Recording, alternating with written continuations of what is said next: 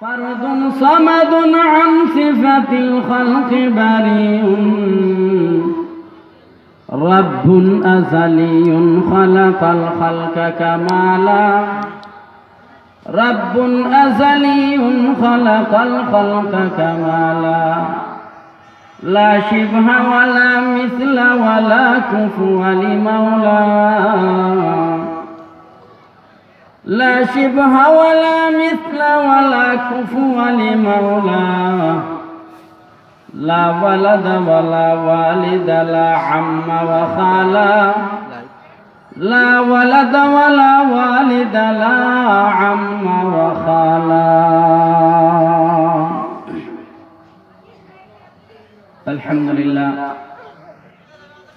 লক্ষ কোটি দুরুদার সালাম সাইয়্যিদুল মুরসালিন রাহমাতুল লিল আলামিন আখিরি পয়গম্বর মুহাম্মাদুর রাসূল সাল্লাল্লাহু আলাইহি ওয়াসাল্লামের উপর।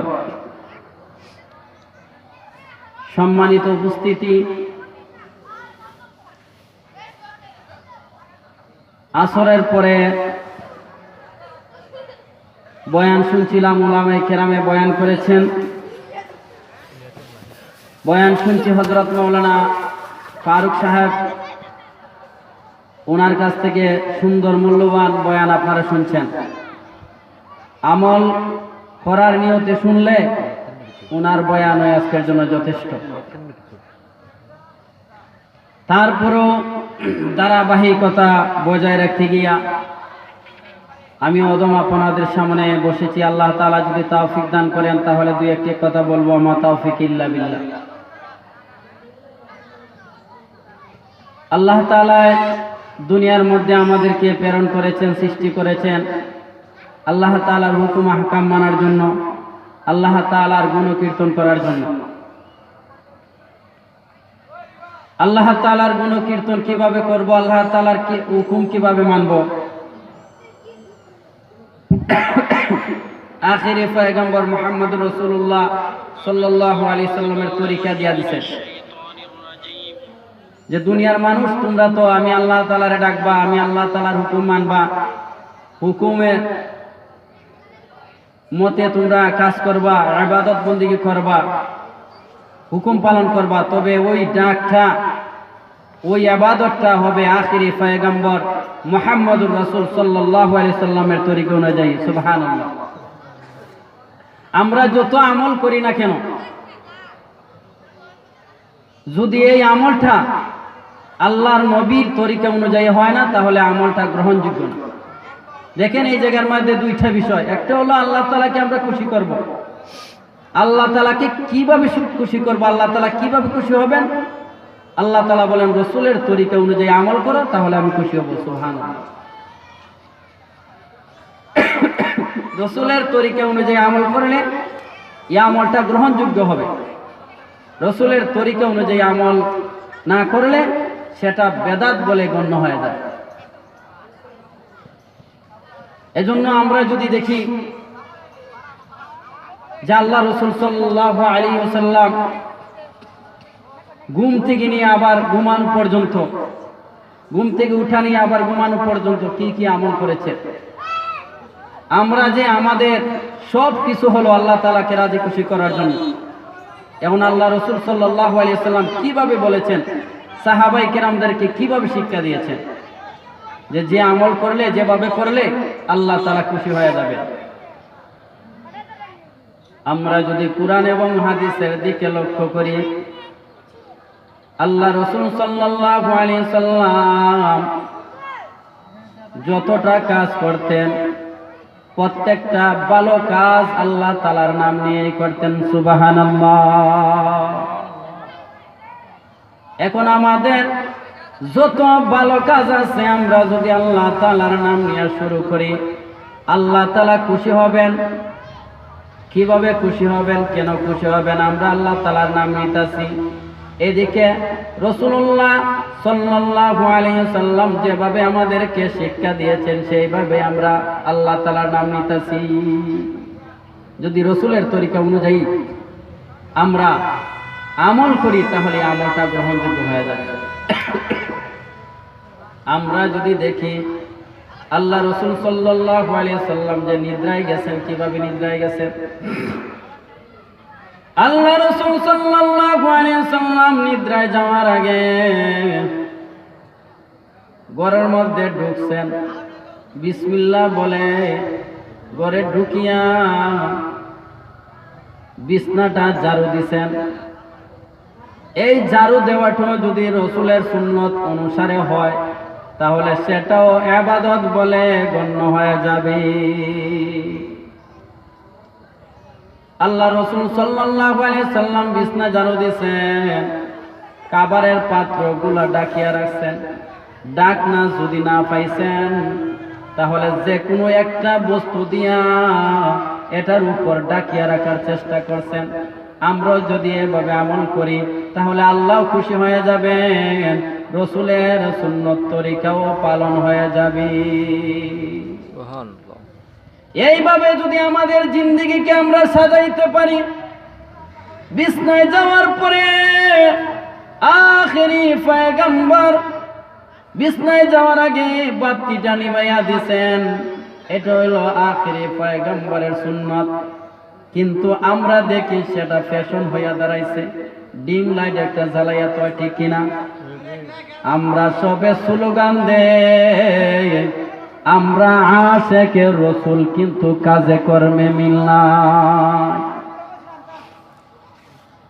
তু কুজাও সুন্নতে আহমদ কুজা, তু কুজাও সুন্নতে আহমদ কুজা, বা মুহাম্মদ খাইবুয়াত নিসবত তুরা। কবি বলেন তুমি কোন রাস্তায় আর নবী কোন রাস্তায়? আখেরি পয়গম্বর কোন রাস্তায় চলার জন্য রাস্তা বাতলাইয়া দিছেন, আর তুমি কোন রাস্তায় চলতেছো আর দাবি করতেছো আমরা আশিকে রাসূল। আশিকে রাসূল শুধু মুখে দাবি করলে চলবে না, রাসূলের সুন্নতের উপর আমল কইরে আশিকে রাসূল দাবি করতে হবে, ঠিক কিনা? এই জন্য নবী আখেরি পয়গম্বর বাতিটা হপ করে ঘুমাইছেন, বিছনায় যখন গেছেন দোয়া পড়লেন, সূরা তিলাওয়াত করলেন, সূরা ইখলাস, সূরা ফালাক, নাস। আপনার যতটুকু আয়াত মুখস্থ আছে আপনি পড়েন, তিলাওয়াত করেন। বিছনায় যাওয়ার পরে বলছেন আল্লাহুম্মা বিসমিকা আমুতু ওয়া আহইয়া। কতটুকু উম্মতদেরকে শিক্ষা দিয়েছেন এই দোয়ার দিকে লক্ষ্য করলে বোঝা যায়। আল্লাহুম্মা বিসমিকা আমুতু ওয়া আহইয়া, আল্লাহর উপর কতটুকু তাওয়াক্কুল ছিল। আল্লাহ গো, আপনার নামে আমরা নিদ্রায় যাইতেছি, আবার যদি আপনি দয়া করে আমাদেরকে জাগাইয়া তুলেন, আমাদের কোনো শক্তি নাই উঠার, আমাদের কোনো ক্ষমতা নাই, আমার বাবারও কোনো ক্ষমতা নাই, দাদারও কোনো ক্ষমতা নাই, ওলিয়া উলিয়া পীর বুজুর্গর কোনো ক্ষমতা নাই। এই যে অর্ধমিত্র নামের গুণটা, এই গুণ থেকে যদি মানুষ মৃত্যুবরণ করে কারো কোনো ক্ষমতা নাই মানুষ জীবিত করবে, ঠিক কিনা? আমার আখেরি পয়গম্বর কলিজার টুকরা নবী মুহাম্মাদুর রাসূল সাল্লাল্লাহু আলাইহি ওয়াসাল্লাম কিভাবে আমাদেরকে শিক্ষা দিয়েছেন আল্লাহর উপর ভরসা করা, যে আল্লাহ তাআলার নামে আমরা নিদ্রায় যাইতেছি, আবার আল্লাহ তাআলার নামে আমরা উঠব। যদি আল্লাহ উঠান না, কারো কোনো ক্ষমতা নাই, এজন্য আমার ঘুমটা হবে আল্লাহ তাআলার নামে। এই দোয়া থেকে আরেকটা মেসেজ, যদি আমার হায়াত শেষ হয়ে যায়, কার কতদিন হায়াত আছে কেউ বলতে পারবে? হায়াতে জিন্দেগি যদি পুরাইয়া যায়, আমার মরণটা যেন আল্লাহ তাআলার নামে হয়, সুবহানাল্লাহ। আমার মরণটা যেন আল্লাহ তাআলার নামে হয়, আমার কাজটা যেন আল্লাহ তাআলার নামে হয়। যদি আল্লাহ তাআলার নামে হয় মরণ হয়, তাহলে সে বেহেশতে যাইবে না দুজকে যাইবে? বেহেশতে যাইবে। তাহলে আমার নবী কেমন আমল শিখাইছেন আমাদেরকে, যে ঘুমানোর সময় আল্লাহ তাআলার নাম নিয়ে তোমরা যদি ঘুমাও, ঘুমের মধ্যে যদি ঘুমের ঘরে যদি মৃত্যু হয়ে যায়, হায়াতে জিন্দেগি যদি শেষ হয়ে যায়, তাহলে তোমার মরণটা যেন আল্লাহ তাআলার নামে হয়। আমরা এখন আশিকে রাসূল দাবি করি, রসুলের প্রেম অন্তরের মধ্যে আমরা জাগাই, মুখের মধ্যে শুধু শুধু গজলের মধ্যে প্রকাশ করি, শুধু আশিকে রসুলটা আমরা লাফালাফি আর ফালাফালির মাধ্যমে আমরা সেটা পালন করি। আমরা মনে করি যদি মিছিল দেই রাস্তায় রাস্তায় আমরা নবীর আশেক তাহলে আশেক হইয়া যাইব। আমরা যদি লাফালাফি করি আর ফালাফালি করি, তে মনে হয় আমরা আশিকে রাসূল। যদি একটা গালি বেশি দিতাম পারি, মনে হয় আশিকে রাসূল। না না না, আমার নবী যে শিক্ষা দিচ্ছেন না, আমার নবী কাউকে গালি দেওয়া শিখান নাই। আমার নবীজি বলেছেন, মান আহাব্বা সুন্নতি ফাকাদ আহাব্বানি ওয়া মান আহাব্বানি কানা মাই ফিল জান্নাহ। সুবহানাল্লাহ। আল্লাহ রাসূল সাল্লাল্লাহু আলাইহি সাল্লাম বলেন, মান আহাব্বা সুন্নতি, যে আশিকে রাসূল দাবি করে সে যেন আমার সুন্নতকে মহব্বত করে।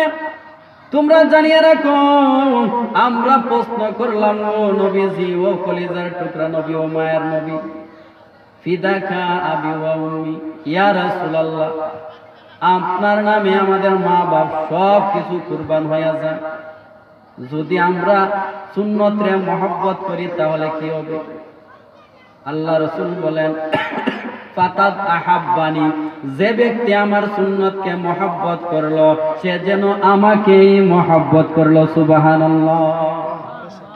নবীকে মহব্বত করলে কি হবে?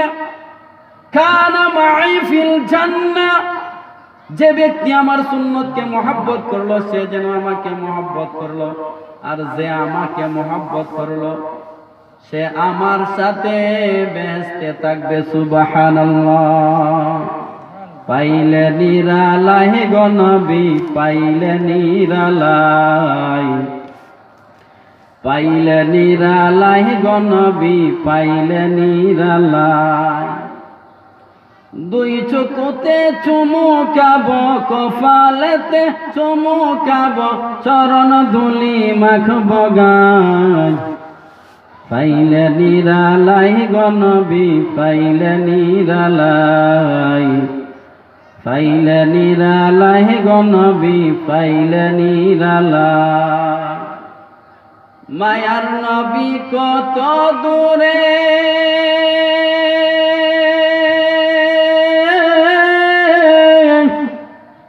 লোহিত সাগরের তীরে, মায়ার নবী কত দূরে,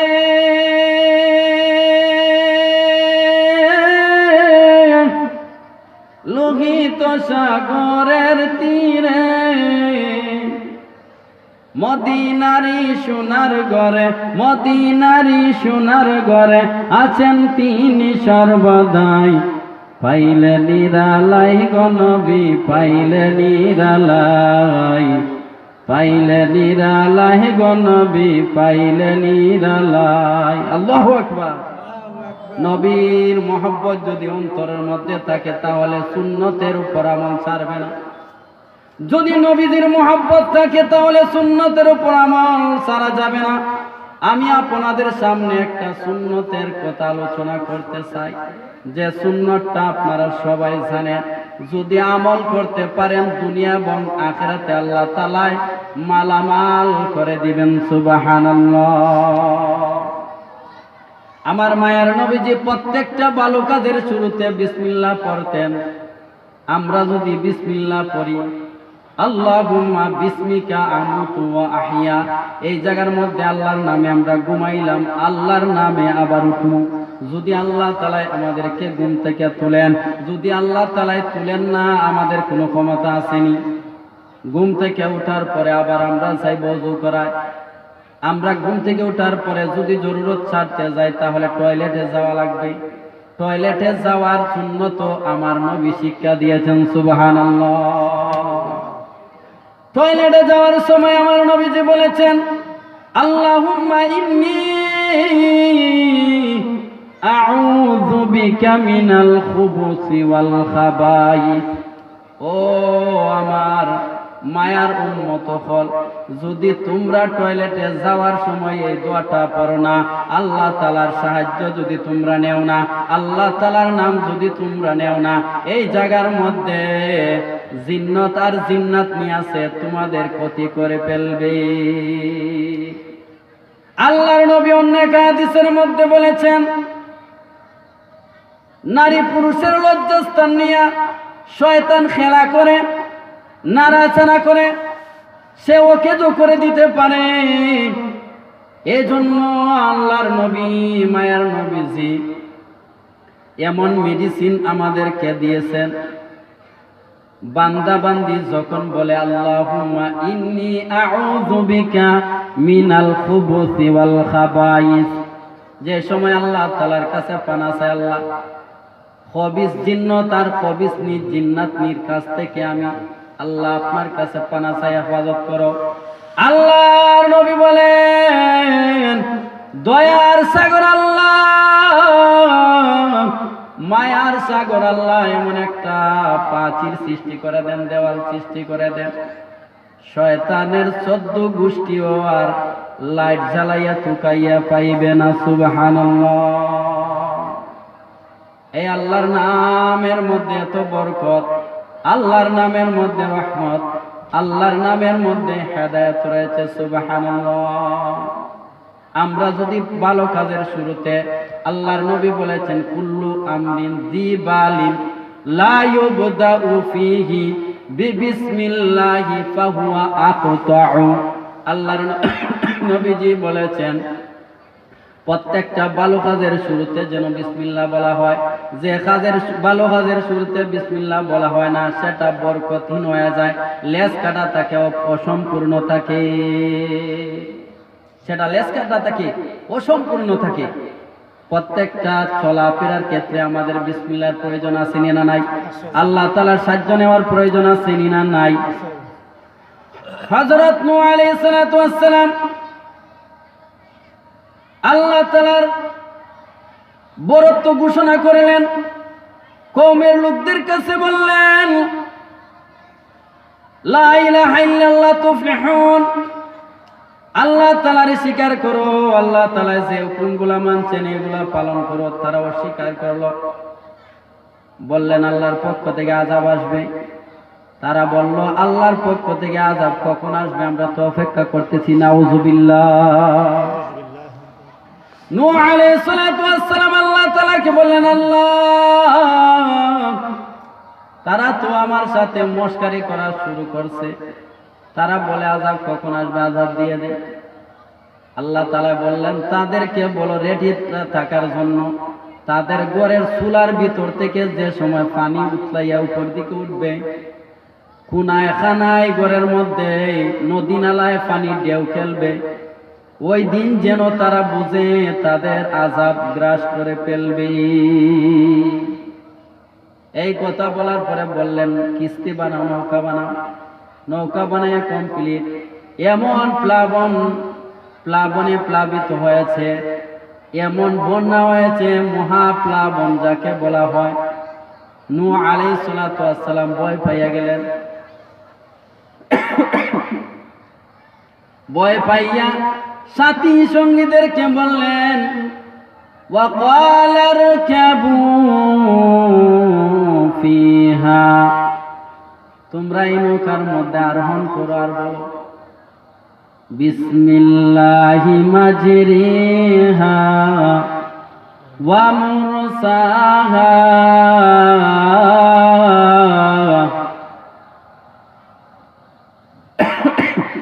ইন্না রাব্বি লাগাফুরুর রাহিম।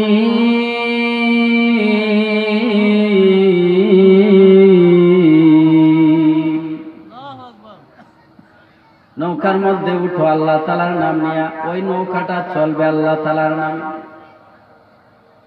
এই নৌকা আল্লাহ তাআলার নামে চলবে, এই নৌকার গতি আল্লাহ তাআলার নামে এবং স্থিতি আল্লাহ তাআলার নামে।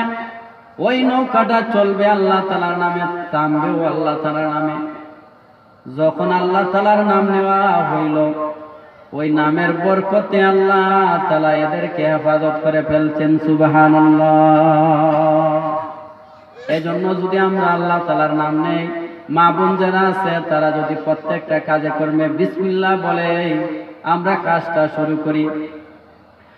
স্বামী স্ত্রীর মধ্যে ঝগড়া লাগছে, স্ত্রী যদি প্রত্যেকটা মুহূর্তে পানি দেওয়ার সময় স্বামীকে বলে বিসমিল্লাহির রহমানির রহিম, পান দেওয়ার সময় বলে বিসমিল্লাহির রহমানির রহিম, খাবারের সময় বলে বিসমিল্লাহির রহমানির রহিম, কাপড় দেওয়ার সময় বলে বিসমিল্লাহির রহমানির রহিম, এইভাবে যদি আমল করতে থাকে এক সপ্তাহের ভিতরে আল্লাহ তাআলা এমন মহব্বত সৃষ্টি কইরা দিবা স্বামী স্ত্রীর মধ্যে, আর কোনো দিন ঝগড়া লাগবে না। সুবহানাল্লাহ। বিসমিল্লাহর এত ফজিলত। এই বিসমিল্লাহর ফজিলত লিখতে গিয়া ইমাম ফখরুদ্দিন রাজি রহমাতুল্লাহি আলাইহি তাফসিরে কাবিরের মধ্যে লেখেন, এত বরকত এই বিসমিল্লাহর মধ্যে।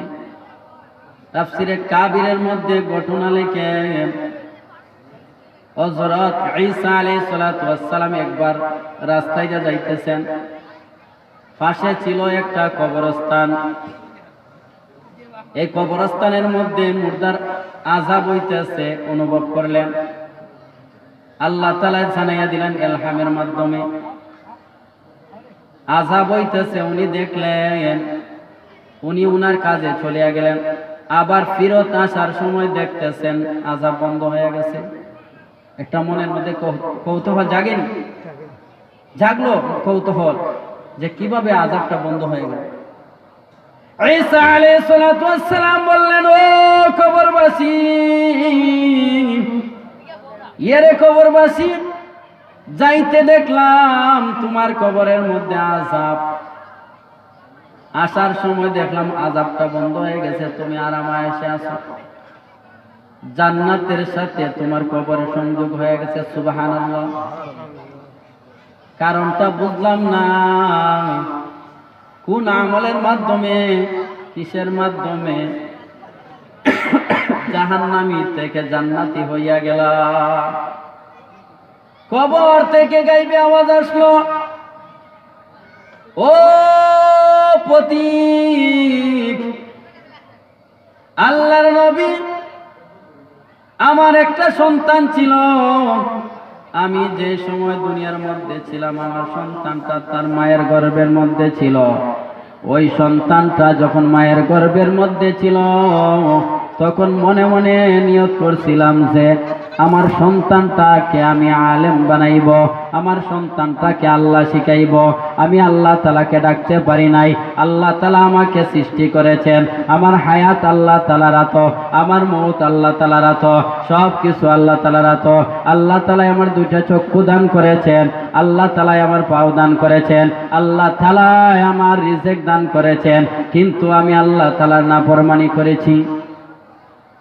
হায়াত মওত আল্লাহ তাআলার হাতে থাকে সত্য, আল্লাহ তাআলার দাসত্ব, আল্লাহ তাআলার ইবাদত বندگی করতে পারি নাই। আল্লাহ তাআলা বলেন, আল্লাযী খালাকাল মাউতা ওয়াল হায়াতা লিয়াবলুয়াকুম আইয়ুকুম আহসানু আমালা।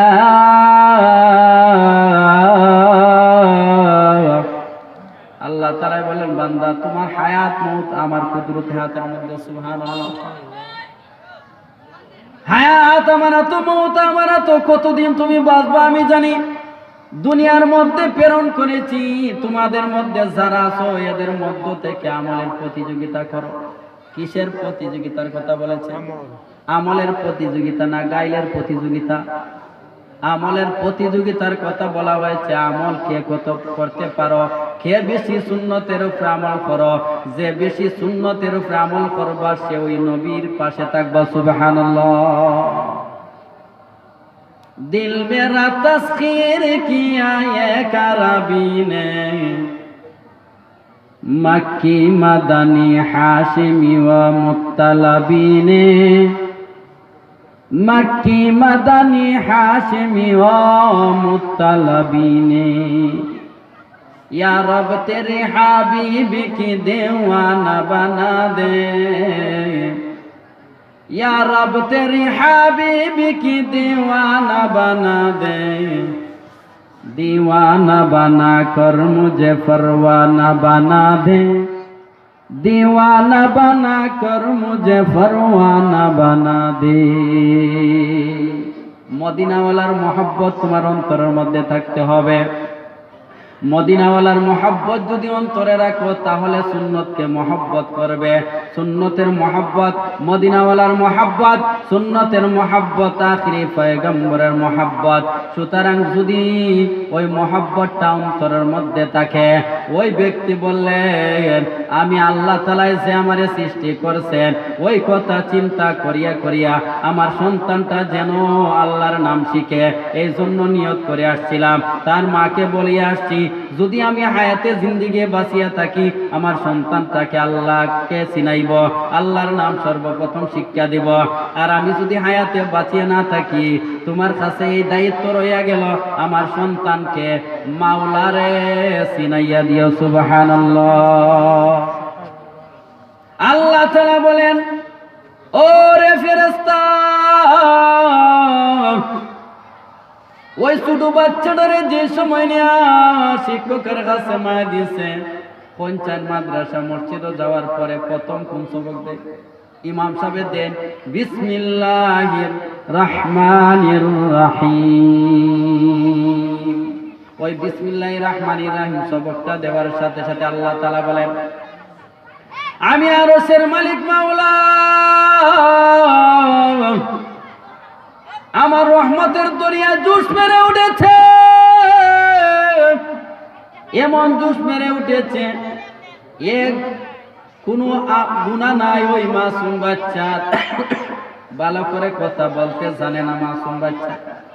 ওই বাচ্চাটা দুনিয়ার জমিনে আমি আল্লাহ তাআলাকে রহমান আর রহিম বলে ঘোষণা দিবে, স্বীকার করবে, আর আমি তার বাবাকে জাহান্নামের আগুনে জ্বালাইবো, সেটা হইতে পারে না। সুবহানাল্লাহ। ও ফেরেশতা, তার জাহান্নামের আগুনের যন্ত্রণা কষ্টটা বন্ধ করে জান্নাতের সাথে সংযোগ লাগাইয়া দাও। কিসের আমলে হইছে? বিসমিল্লাহর আমলে। বিসমিল্লাহর মধ্যে যতটা অক্ষর আছে 19টা অক্ষর আছে। জাহান্নামের দারোগা 19 জন।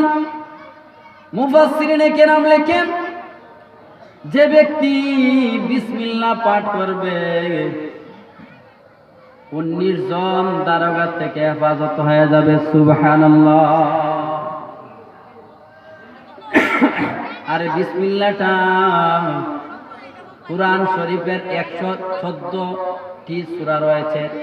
114টা সূরার মধ্যে 113টা সূরার মধ্যে সূরার শুরুতে বিসমিল্লাহ তেলাওয়াত করা লাগে। সুবহানাল্লাহ।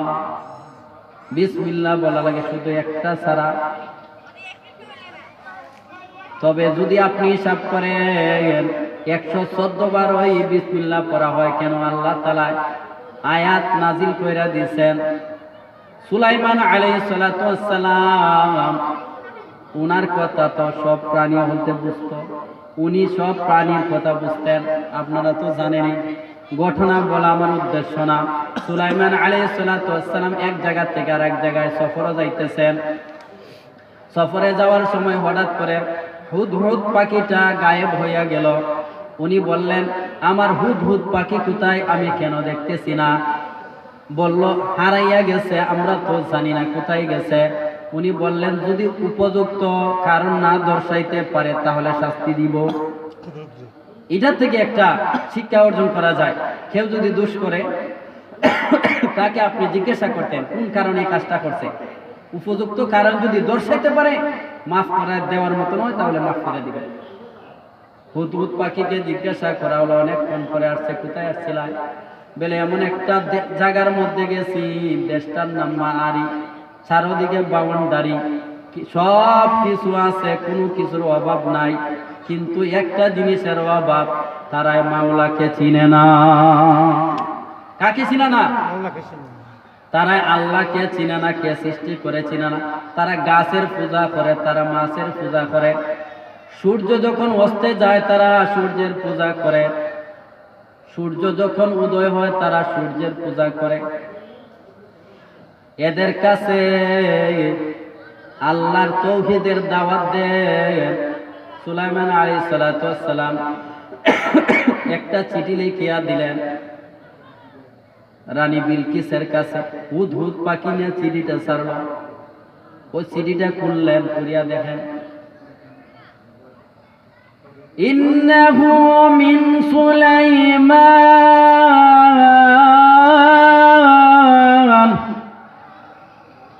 ওয়া ইন্নাহু বিসমিল্লাহির রাহমানির রাহিম।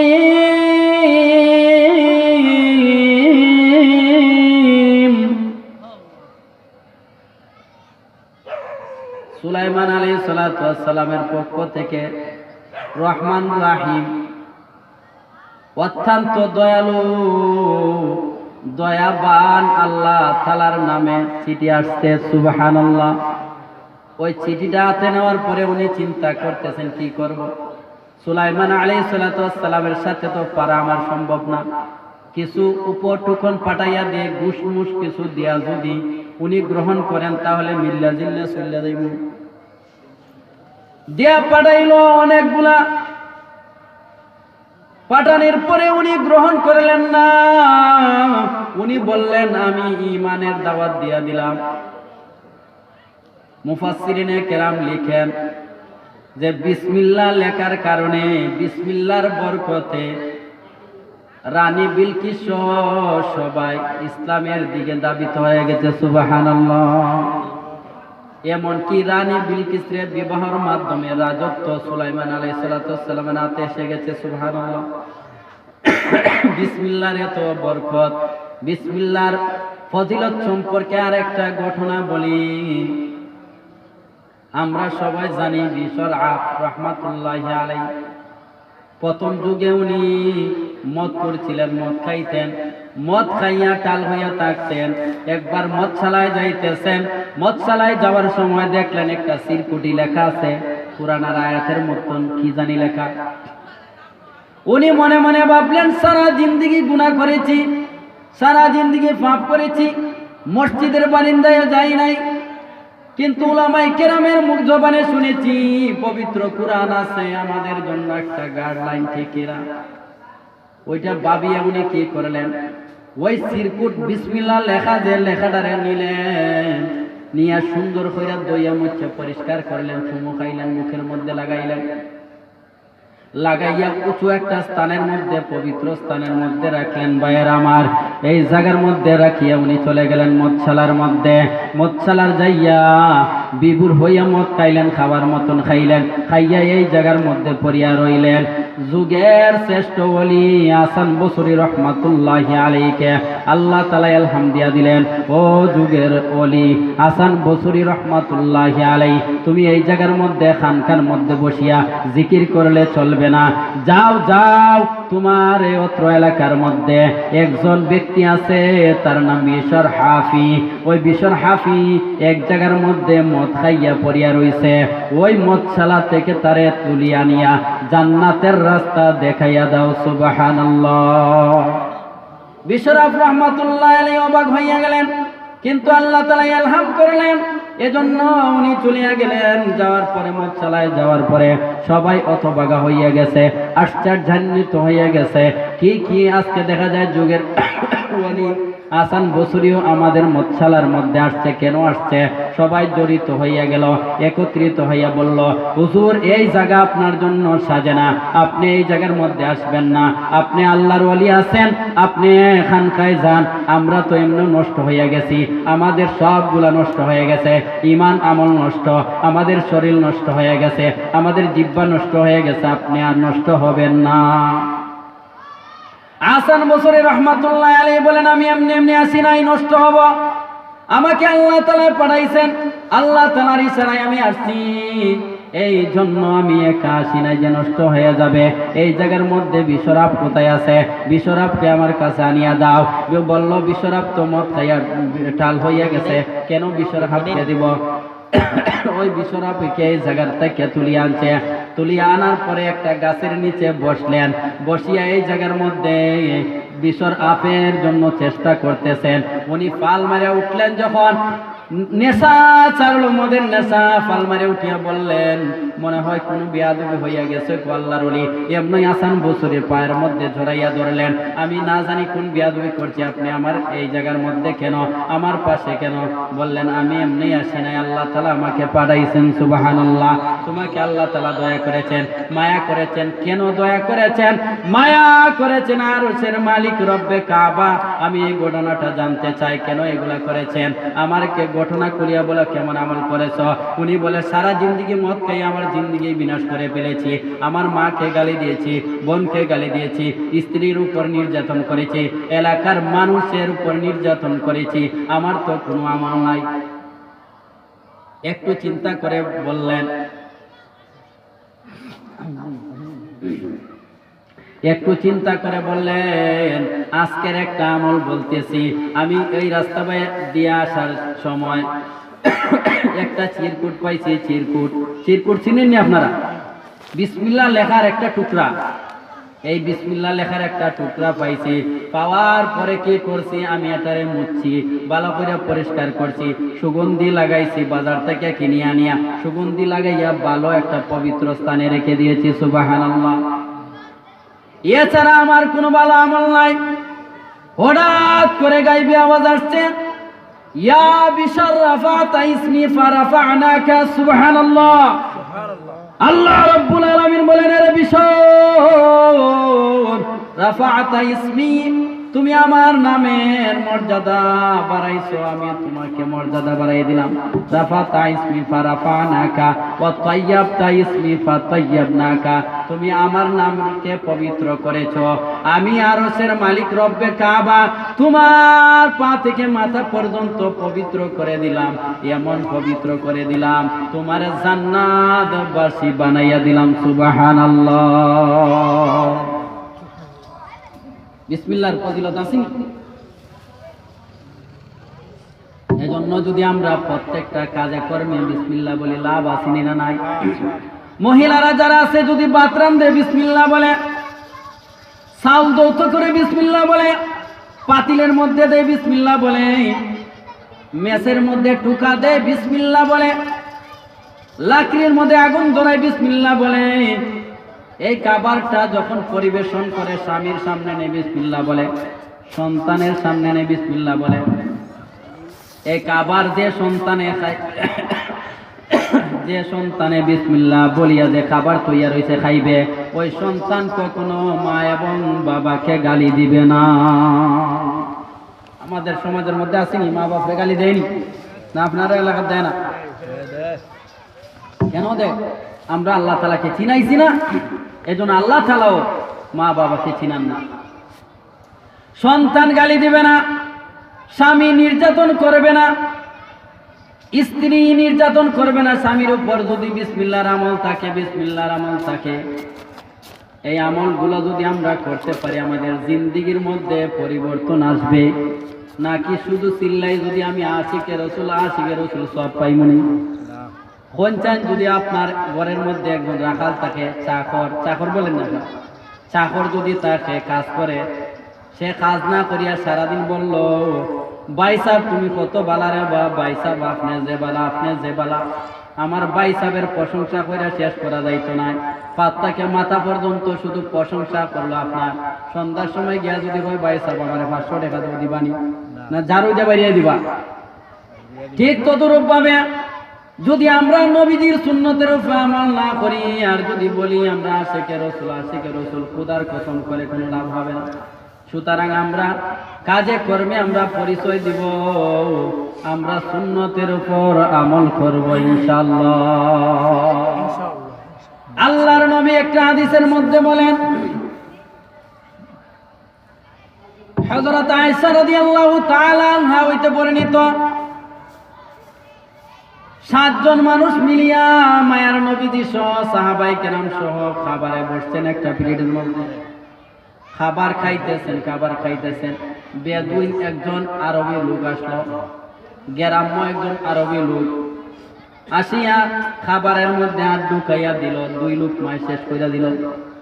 আল্লাহর নবীজি বলেন, যদি ওই ব্যক্তিটা আসার পরে বিসমিল্লাহ বলে আল্লাহর নামে খাবার শুরু করত, তাহলে আমরা 7-8 জনে খাবার খেয়েও সেটা শেষ করতে পারতাম না। সুবহানাল্লাহ। এই খাবারের মধ্যে বরকত হইয়া যাইত।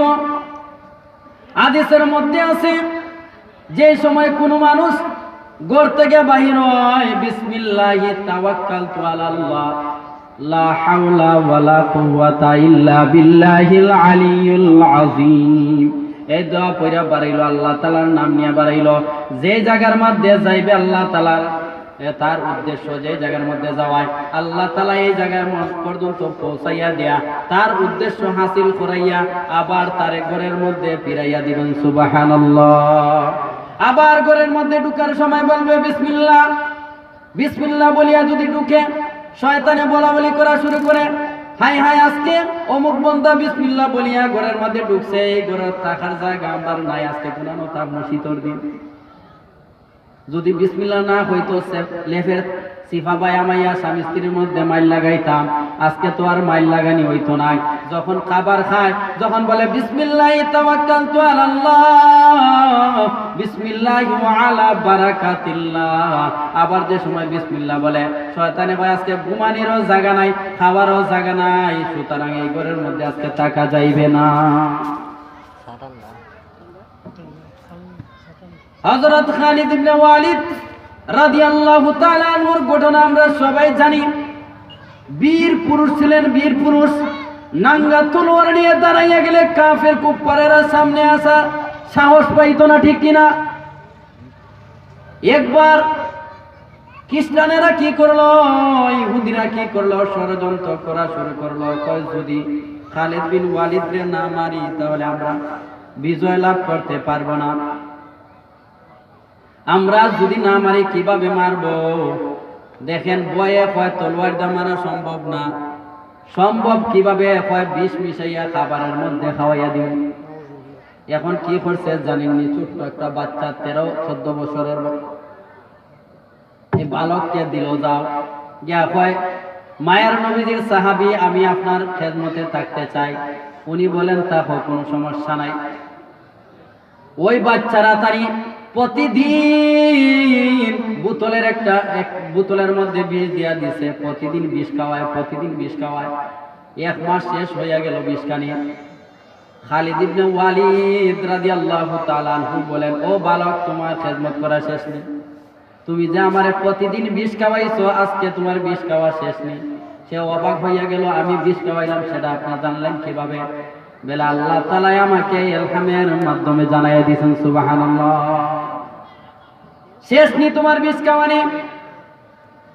এখন উনি ভয়ে কাঁপতে শুরু করলেন, বললেন, আরো বিষ আনো তুমি। বলেন, না না, প্রতিদিন তো অল্প অল্প করে খাওয়াইতাম, এখন আরেক বোতল আমার কাছে আছে। উনি বলেন, আনো, তোমার সামনে আমি বিষ খাইব। উনি বললেন, যদি আপনি আমার সামনে বিষ খাইয়া মরেন, পুলিশে আমার গ্রেফতার করবো। করবনি গ্রেফতার? আমাকে গ্রেফতার করে ফেলবে। সুতরাং বিষ খাইলে আপনি মরবেন, এই পুরা বোতল খাইলে অতদিন তো অল্প অল্প খাওয়াইছি। এই কথা বলার পরে উনি বিষের বোতলটা হাতে নিলেন। তিরমিজি শরীফের মধ্যে আছে হাদিস, একটা দোয়া। খালিদ ইবনে ওয়ালিদ রাদিয়াল্লাহু তাআলা আনহু বললেন, বিসমিল্লাহিল্লাযী লা ইয়াদুররু মা ইসমিহি শাইউন ফিল আরদি ওয়ালা ফিস সামাই ওয়া হুয়াস সামিউল আলীম। 3 বার পড়িয়া এমনি বিষের বোতলের মুখটা খুলিয়া গড় গড় করে পুরা বিষের বোতলই খেয়ে ফেললেন। সুবহানাল্লাহ। বিষের প্রক্রিয়া আরম্ভ হয়েছে, শরীরের মধ্যে গাম ছুটিয়ে গেছে, কিন্তু মরেন নাই। এই যে বিসমিল্লাহিল্লাযী লা ইয়াদুররু মা ইসমিহি শাইউন ফিল আরদি ওয়ালা ফিস সামাই ওয়া হুয়াস সামিউল আলীম। এমন এক আল্লাহর নামে শুরু করলাম, জিনার নামে শুরু করলে আসমানের কোনো বস্তু ক্ষতি করতে পারবে না, না জমিনের কোনো বস্তু আমাকে ক্ষতি করতে পারবে। ওয়া হুয়াস সামিউল আলীম, তিনি সব কিছু জানেন, সর্বজ্ঞানী। এই কথা বলিয়া বিষটা খেয়ে ফেললেন, কোনো ক্ষতি হইল না, মরা তো দূরের কথা, কোনো সমস্যাই হইল না। সুবহানাল্লাহ। আল্লাহর নামের এত পাওয়ার, আল্লাহর নামের এত পাওয়ার। এই জন্য 114টা সূরার মধ্যে 113টা সূরার শুরুতেই আল্লাহ তাআলার নাম আছে, নিরা নাই। এজন্য আমরা যতটা কাজ করব আল্লাহ তাআলার নামে করব। আমরা ঘর থেকে বাড়িতে আল্লাহ তাআলার নামে বাড়াইব। এই বারণের মধ্যে বারাকা দান করবেন কে? কৃষি কাজ করবো আল্লাহ তাআলার নামে করব, বরকত দিবেন কে? স্ত্রীর কাছে যাইব আল্লাহ তাআলার নামে যাইব, বরকত দিবে কে? সন্তানকে দুধ খাওয়াইব আল্লাহ তাআলার নামে খাওয়াইব, কে বরকত দিয়া দিবেন? যে মহিলা আল্লাহ তাআলার নামে নিয়া সন্তানকে স্তন পান করাইবে, ওই সন্তান কখনো মা বাবার অবাধ্য হবে না, কখনোই মা বাবা অবাধ্য হবে না। কিন্তু আমরা উল্টা চলি, দাবি করি রসুলের সুন্নত তরিকা অনুযায়ী চলি, কিন্তু কাজে কর্মের মধ্যে মিল নাই। আচ্ছা শুনছেন, আমরা এলাকার মধ্যে বিয়া শাদী হয়নি, গান বাজনা বাজেনি, দিরিম দিরিম দিরিম দিরিম দেখ সেট বাজেনি, কোন সাহাবে বাজাই শুন দেখায়, নব্বে বাজাই শুননি দেখায়, কিন্তু আমরা চলি উল্টা, দাবি করি আশিকে রসুল। খুদার কসম করে বলছি, এই মাহফিল থেকে আপনাদের শত্রু আমরা না, আমরা হলে আপনাদের বন্ধু। কুরআন এবং হাদিস থেকে কথা বলবো। আল্লাহ রসুল বলেছেন, তারাকতু ফীকুম আমরাইন লান তাদিল্লু মা তামাসসাকতুম বিহিমা কিতাবাল্লাহি ওয়া সুন্নাতা রাসূলি। আল্লাহ রসুল বললেন, দুইটা জিনিস তোমাদের কাছে আমি তৈয়া গেলাম, একটা হলো আল কোরআন, একটা হলো আহাদিস। যতদিন পর্যন্ত কোরআন এবং হাদিস অনুযায়ী তোমরা আমল করবা, যতদিন পর্যন্ত হাদিস এবং কোরআন অনুযায়ী চলবা, ততদিন পর্যন্ত তোমরা পথভ্রষ্ট হইবা না, ঠিক কিনা? আউল বাউল ফাউল আসেনি, আউল বাউল ফাউলে কি করছে দেখছেননি? কত বড় বিয়াদবি করেছে, মালিকেও নাছে, ইলাহিও নাছে, নাউযুবিল্লাহি মিন যালিক। এই আউল বাউল ফাউলের পিছনে আমরা দৌড়তাছি। এরা কিন্তু মানবতার দুশমন, মানুষের দুশমন, রসুলের দুশমন, আল্লাহর দুশমন, ঠিক কিনা? হয় মালিকেও নাছে, ইলাহিও নাছে। মালিকিন নাস, মানুষের মালিক, ঠিক কিনা? ইলাহিন নাস, মানুষের ইলাহ, মানুষের রব, মানুষের প্রভু, এটার অর্থ হইল এটা। কিন্তু গানের মধ্যে নিয়ে লাগাইছে আর একদল মানুষ আছে, এদের পিছনে যাইতেছে, তারাও বাতিল, যারা গেছে তারাও বাতিল, তারাও পচা, যারা যাইতেছে তারাও পচা, তারাও গান্দা, যারা সাত সঙ্গী ধরছে তারাও গান্দা, ঠিক কিনা?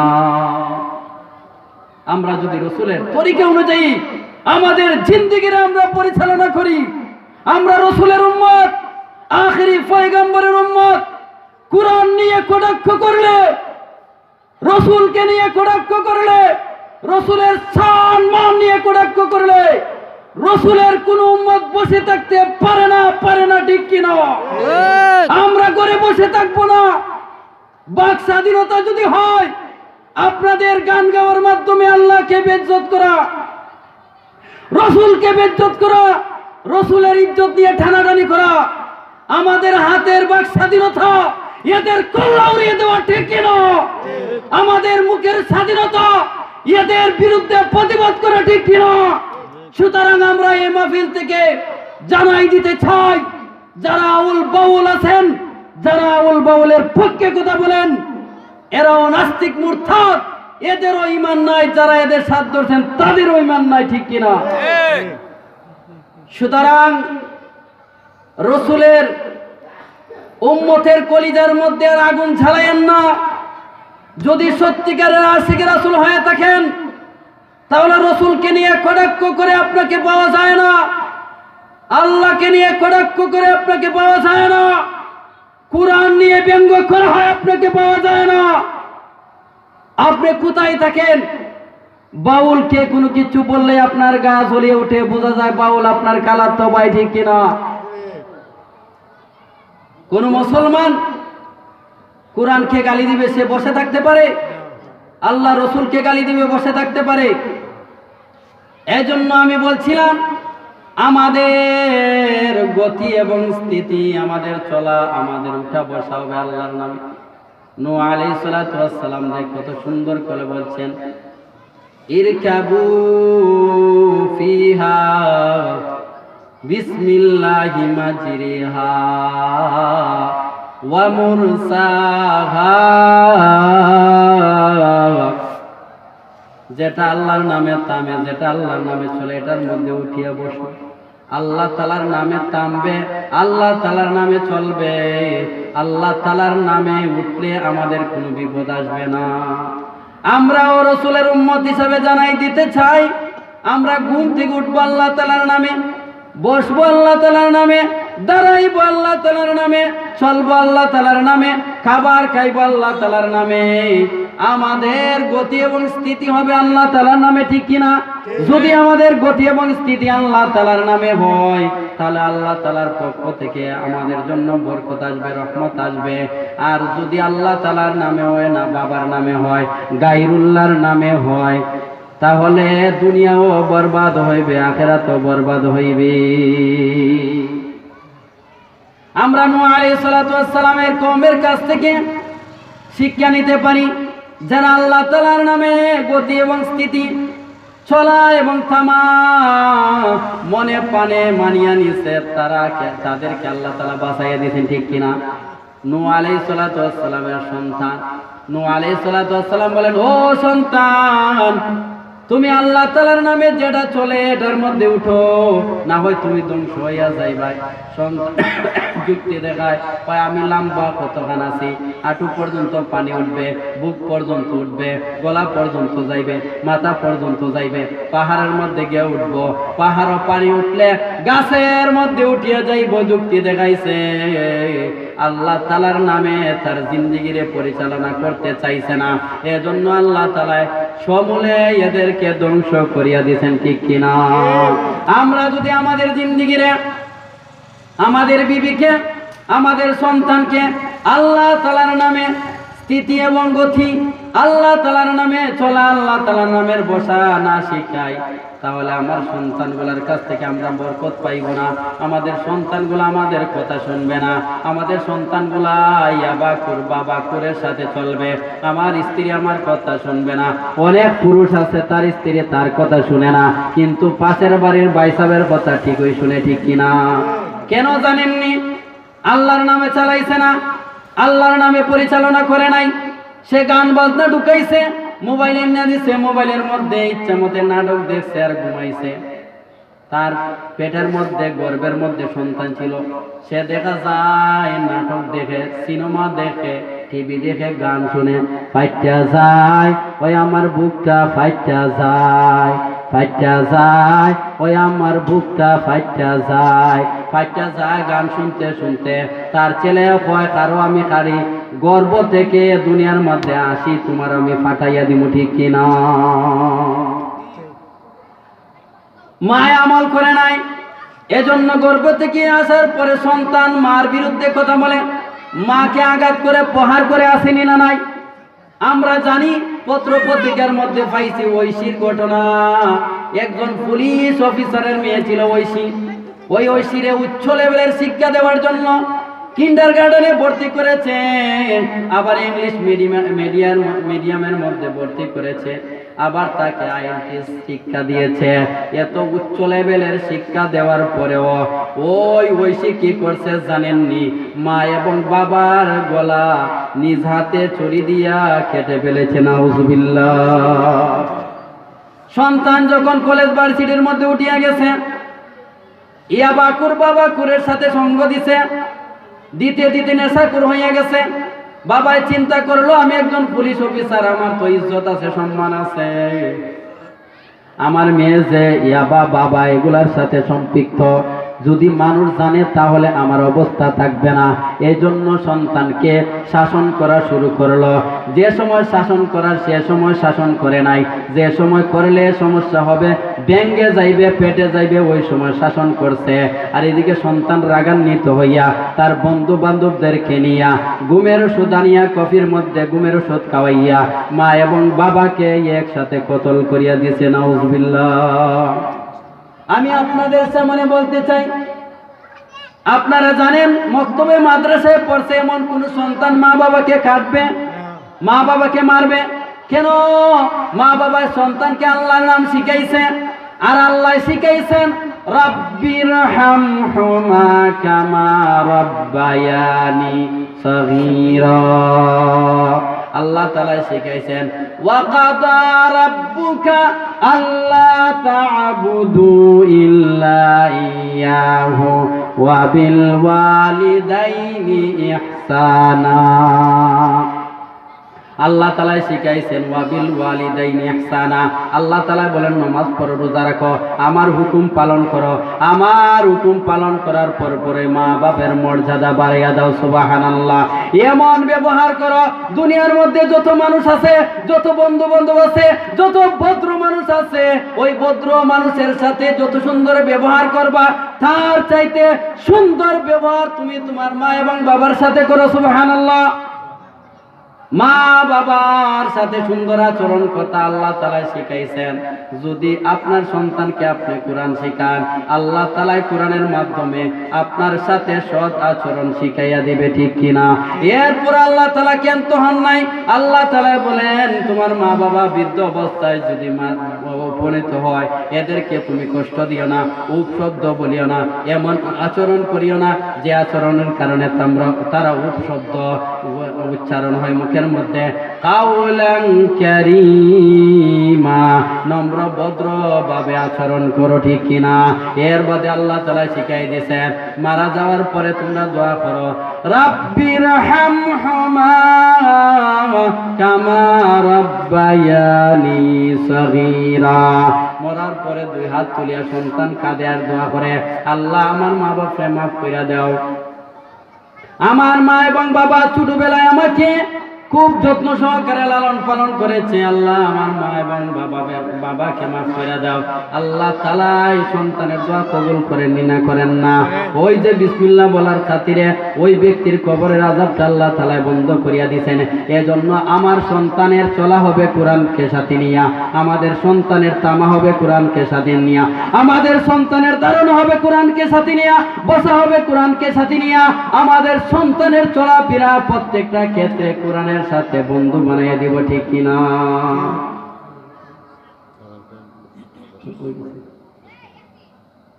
যা কিছু আলোচনা করেছি আল্লাহ তাআলা যেন আমল করার তৌফিক দান করেন। দেখেন আমি যে সারমর্ম আলোচনা, আমরা প্রত্যেকটা ক্ষেত্রে আল্লাহ তাআলাকে স্মরণ করব। আল্লাহ তাআলার নামের মধ্যে রহমত বরকত রয়েছে। এজন্য প্রতিটা মুহূর্তে বিসমিল্লাহ বলা বড় কঠিন কাজ নেই। প্রতিটা মুহূর্তে যদি আমি বিসমিল্লাহ বলে বাহির হই, এরপরে দেখেন বিসমিল্লাহর মধ্যে যতটা অক্ষর রয়েছে কোরআন শরীফের আয়াত ধরিয়া নিলে প্রত্যেকটা অক্ষরে অক্ষরে 10টা করে নাকি। সুবহানাল্লাহ। এজন্য সন্তানকে বিসমিল্লাহ শিখাই, সন্তানকে আল্লাহ শিখাই, সন্তানকে আল্লাহর রাসূলের সুন্নত তরিকা শিখাই। আল্লাহ তাআলা যেন আমল করার তৌফিক দান করেন। ওয়া আখিরু দাওয়ানা আনিল হামদুলিল্লাহি রাব্বিল আলামিন।